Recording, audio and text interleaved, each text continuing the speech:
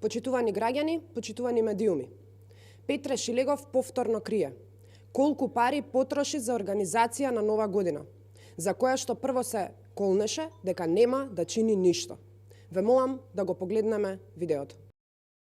Град Скопје Нова година ќе ја пречека со балканската ѕвезда Дино Мерлин. Градоначалникот денеска го најави настапот, но не кажа кој ќе го плати хонорарот и колку ќе чини ова изненадување. За мене многу поинтересна тема е што Дино Мерлин ќе пее во Скопје.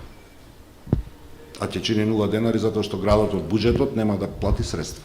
Лажна е веста дека градот платил 260.000 евра за пречекот на Нова година и дел од тие средства за кои што вие зборувате се употребени за пречекот на ракометарите на Вардар кои беа европски шампиони. Таа опрема, таа сцена, тие озвучувања, тие видеобимови, се тоа за кое што градот склучува договор со сите културни институции како традиција и се предвидени во буџетот. Нити се тајна, нити се нетранспарентност на градот, нити било каков начин некој друг. Ај вака сега, значи прво лажна е веста дека Дино Мерлин пееше за 100.000 евра. Дино Мерлин пееше за 80.000 евра, например. Значи, цело време се оди со лажни тези. Повторно кажувам, пееше за 80, не за 100.000 евра. Почитувани, според договорите и документите, организацијата чинела не 0, не 80, туку речиси 300.000 евра. И тоа директно од буџетот 200.000 евра, а наводно, според спонзорства, уште 100.000 евра. Шилегов мора да одговори што е точно. Дали прославата чинела 0 денари, или дека чинела 80.000 евра, или сепак сето чинело 300.000 евра. Тоа се пари од граѓаните и Шилегов мора конечно да одговори. Што сокрива Шилегов во врска со оваа прослава?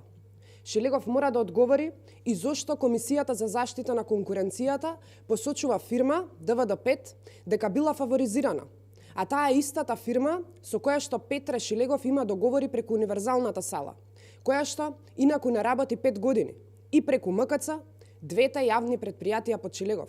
Зошто организацијата е дадена на јавно предпријатие, кое што нема свое озвучување, кое бара потоа на незаконски начин партнер во организацијата и за потоа речиси 90.000 евра да се дадат за изнајмување опрема, од кој поголем дел на фаворизираната ДВД5. Дали преку изнајмувањето на опрема по нереални цени? Всушност не се извадени пари од буџетот за да се плати и концертот кој што требаше да биде платен со спонзорство? Дали затоа е избрана МКЦ, а потоа незаконски и спротивно на договорот е баран партнер во организацијата, за да се сокрие патот на парите? Почитувани граѓани, Шилегов молчи и не кажува дали е точно дека за овој случај прослава дочек на Нова година 2020 е предметот на ДКСК, дали овој предмет веќе е изработен, дали се најдени недоследности и дека за тој случај ќе поведе и јавното обвинителство. Прославата на плоштадот од 300.000 евра е премногу, ако се има предвид дека Шилегов го остави запуштен градскиот плоштад, девастирано Скопје, пропаднат плочник во центарот на градот, без ниеден капитален проект за Скопје. Почитувани граѓани, Петре Шилегов и неговите договори ќе бидат предмет на ревизија по смената на градската власт. Ви благодарам.